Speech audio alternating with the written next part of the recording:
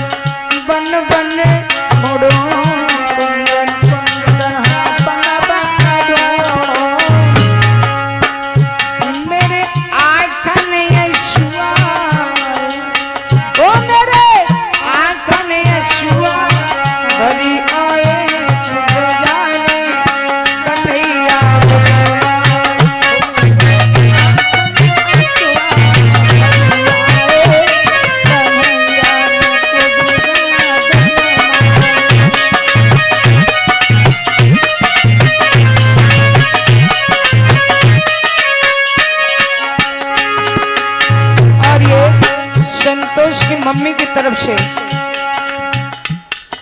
हाँ, ये संतोष मुनि इनकी तरफ से भगवान के श्री चरणों में 500 रुपए भेंट कर रहे हैं। भगवान शरो इन पर अपनी कृपा दृष्टि बनाए रखे।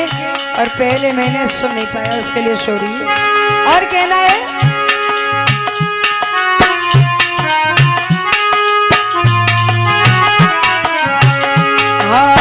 पवन बसंती डोलन लागे,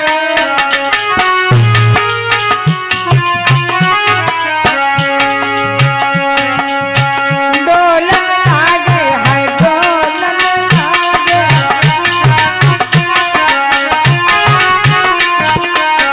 पवन बसंती डोलन लागे, पवन बसंती।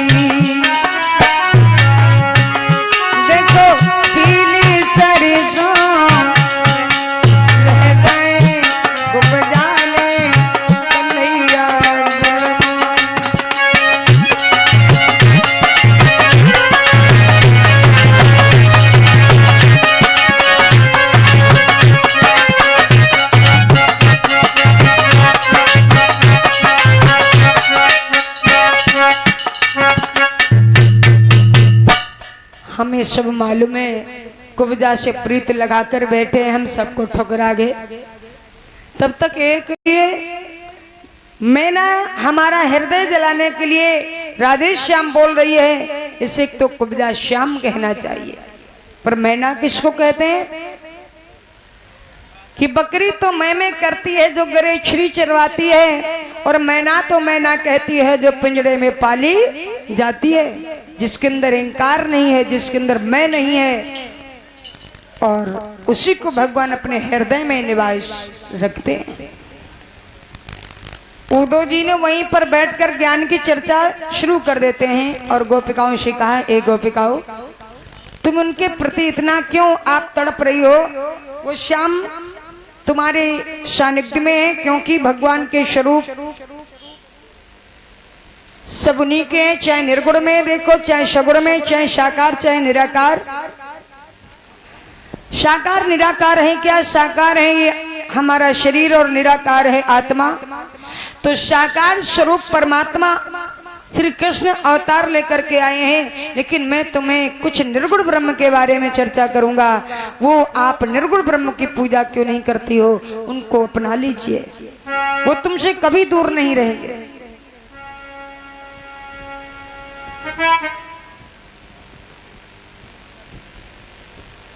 मन राधा ले गई रे हमारो मन,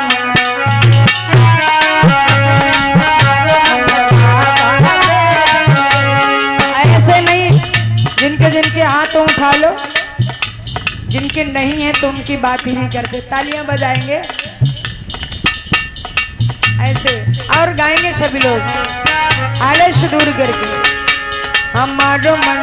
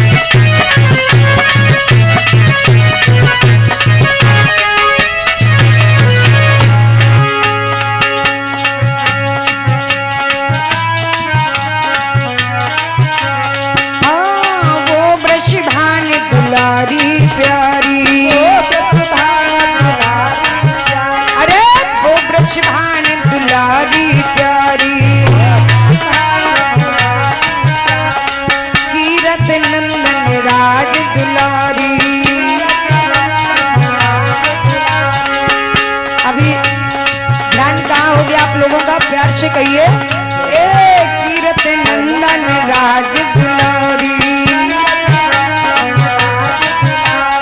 ओ वृषभान दुलारी प्यारी, बरसाने की चटक गुजरिए, बरसाने की चटक गुजरिए, मेरी शुद्ध बुद्धि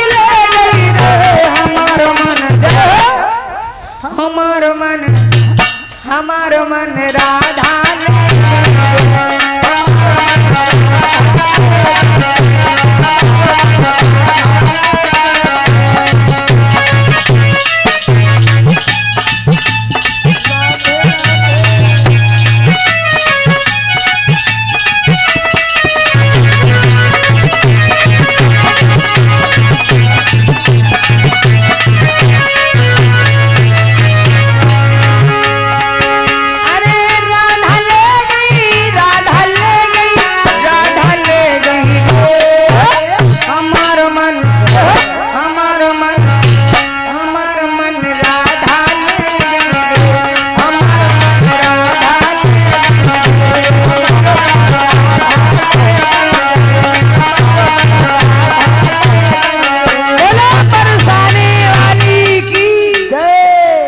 राधा कृष्ण भगवान की जय। आ जाए कथा प्रसंग की ओर। कर विधि कर्म करई विधि नाना, जो बिना हाथ के, बिना पैर के, बिना कान के, बिना आँख के जो सारे काम करने वाला वो निर्गुण ब्रह्म को क्यों नहीं अपना लेती हो?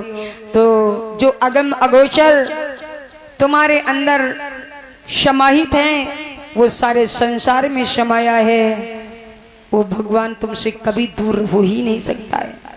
तो निर्गुण ब्रह्म की चर्चा जब उन्होंने शुरू कर दी तो गोपियां क्या बोली? उद्धव जी सारी बात तो मानने को हम तैयार हैं, लेकिन ये मत कहो मेरे श्याम के हाथ नहीं, पैर नहीं, कान नहीं। हमारे श्याम के हाथ भी हैं, पैर भी हैं, कान भी हैं, मुख भी है।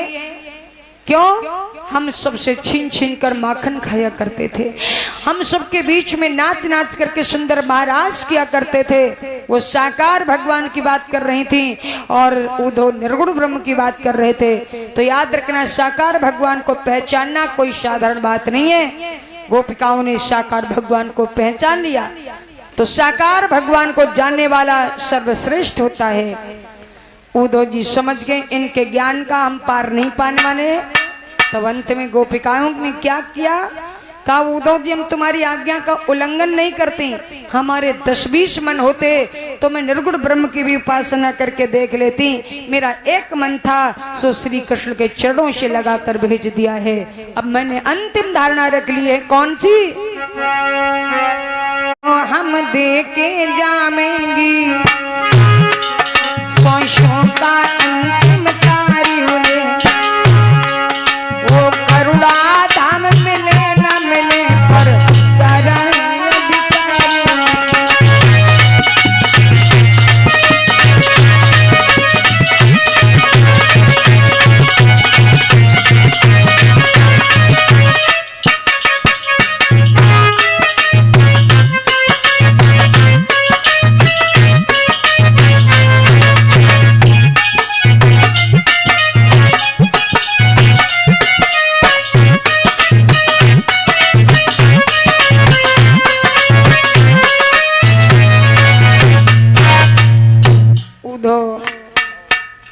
अब हम अंतिम धारणा ये रख ली, जो मेरी अंतिम सांस भी जाएगी श्री कृष्ण के ही नाम की होगी। और कर लगाया तेज चौड़ी सेना का संगार कर दिया। ऐसे ही उसने मथुरा पे चढ़ाई 17 भार किए भगवान ने, फिर भी जरासंध को छोड़ते ही गए। इसी तरह धावा किए उसने 17 बार, यदवर ने हर बार ही उसे भगाया मार। 17 बार आक्रमण मथुरा नगरी में करता है, पर भगवान ने उसकी सारी सेना का ही श्रृंगार करते गए। किस लिए? कि इसके पास बहुत सारी सेना थी, उसे छोड़ते गए। इधर 98वीं बार वो फिर चढ़ाई करने के लिए सोच रहा है, तो नारद जी ने सोचा अब सब कुछ राक्षसों का तो संहार हो चुका, लेकिन अभी कालवन जिंदा है, इसका वध कराना है। नारद जी कालवन के पास गए, बोले हैं कालवन तुम यहाँ पर बैठे हो, तुम्हें कुछ मालूम है कंस का वध कर दिया, कृष्ण जबरदस्ती राज शासन करेंगे क्या?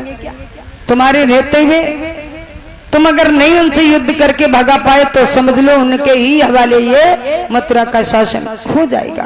अच्छा नारद जी आप हमें मत बताओ, मेरा नाम बता दो, जाके कृष्ण बलराम को छोड़ के चले जाएंगे मथुरा नगरी। नारद जी बोले बड़े डीठ है, नाम से वो डरते नहीं है, तुम्हें चलना ही हुई है।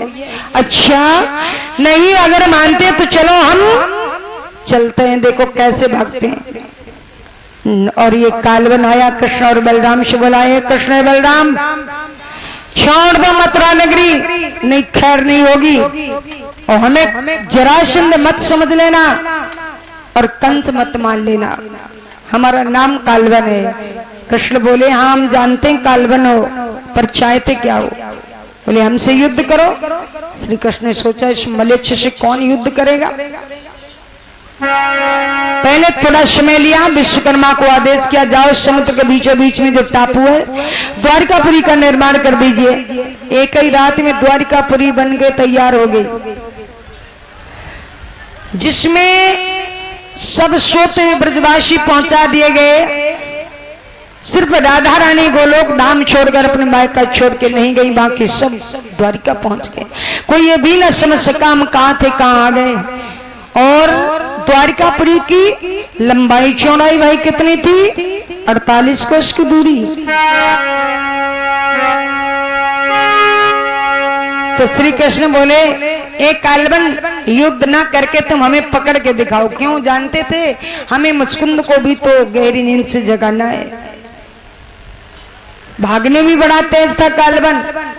कृष्ण भागने लगे, पीछे से कालवन पकड़ने के लिए दौड़ा, एक हाथ का अंतर कभी 2 हाथ का, ऐसा करते करते करते करते ले गए धौलागिरी गुफा में, जहाँ कृष्ण छुप जाते हैं। अपना पीतांबर मुचकुंद के ऊपर डाल दिया और गुफा में छुपे हुए।